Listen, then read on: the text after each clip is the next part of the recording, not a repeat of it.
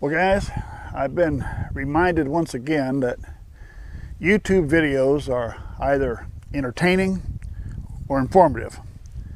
And I've been lacking a little on the informative side. So I'm not real comfortable with doing informative videos because I figure there's a lot of people know more than I do. But if that's what we're supposed to do, that's what we're supposed to do. So we're going to try a little informative videos. We're going to do that on deer hunting. So stick around.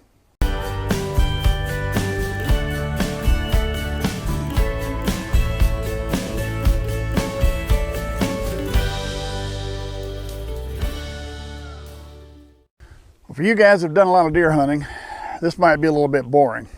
Probably why I really didn't care to do informational videos like this. But I got to thinking, when I grew up, my dad wasn't a deer hunter, he pheasant hunted. That was about it. So I basically taught myself, and which means I went quite a few years before I actually shot a deer. Of course, there wasn't as many deer back then either, so that helped make a difference. But you didn't have opportunities like you have today with the YouTube videos. And I admit, when I'm not sure how to do something, I go watch a YouTube video. I watch somebody else, figure out, okay, that's how it's done, then I go. So that's what I'm going to do. We're going to do that, or I don't know how many of these we'll make, maybe 2, 3 or so. We'll see how it pans out. We'll see how the hunting season goes along. Maybe that'll help us a little bit too. So here we go. We're going to start out with what's a rub, what's a scrape, and what's this thing they call the rut. Okay, what's a rub? That's a rub. A rub is basically a tree that a buck has rubbed his antlers on, or rubbed his head on. And you will hear countless reasons why. He's trying to knock the felt off. He's sparring with a tree to get himself ready to fight other bucks later. And there's another 100 stories why bucks do this. There'll be another 100 stories as well. Because of the size of that tree, I can tell you exactly how big of a buck that was. Here's what I tell you. There was a buck, there was a tree, and they were both here at the same time, and that's what happened.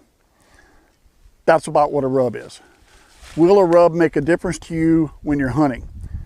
What a rub tells you is there was a buck in the area. There was a buck in the area the day he did that. That's what it tells you, but it does tell you you probably do have bucks in the area where you're hunting. Will a buck come back to this tree during hunting season? No. That's why this is probably not an indicator of, gee, I need to sit near this rub. He probably did that in August or maybe September, and you're here in October or November doing your hunting.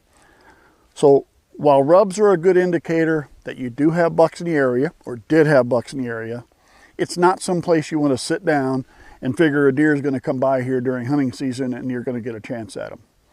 They tell you something, but they're really not going to be that beneficial to you when you're actually out hunting.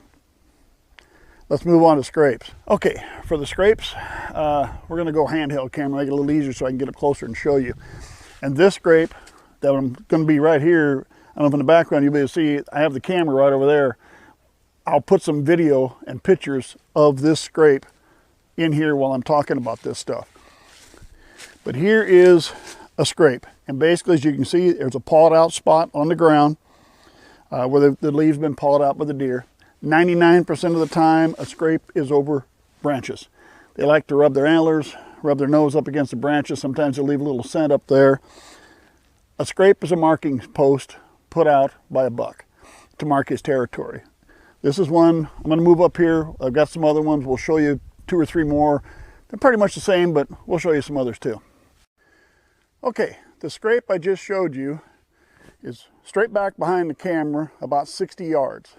From that scrape along, there's a trail that comes up through the trees, and it comes up right here. As you'll see branches, you're going to see, here's another scrape. I'm going to move along. There's another. Move along. And there's still one more. So I got 3 scrapes right in a row here by these trees. And as you continue on down, as I said, another 50, 60 yards, you'll come to that other scrape that I showed you. Now, knowing you have those scrapes in this area, the scrape is different than the rut.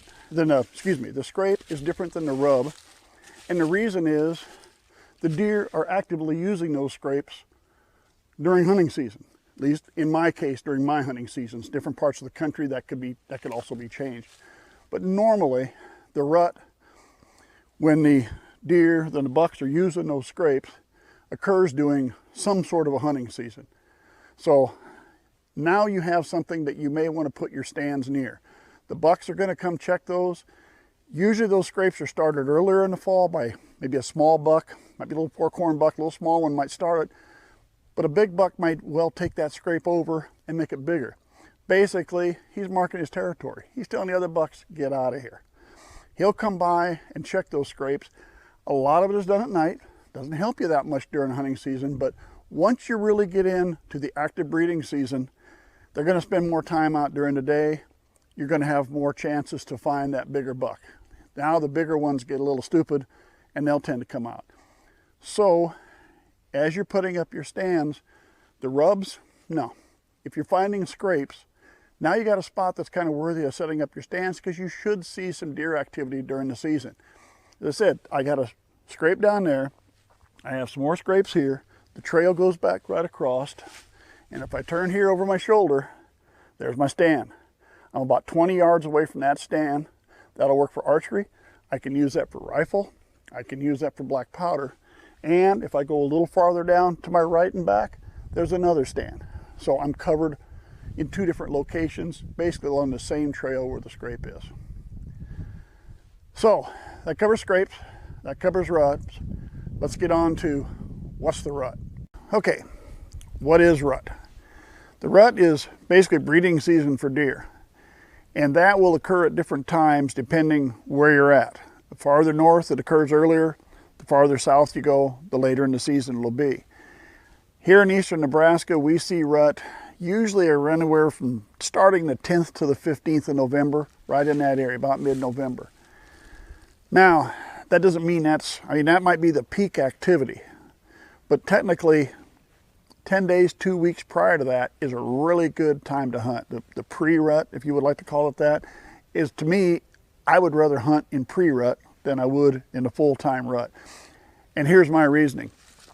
Pre-rut, the bucks are out looking. It starts with the young ones, and then the bigger ones get started. And they all start getting going, and they're looking for does. And they're chasing does, and they're trying to find a receptive doe, somebody that's agreeable.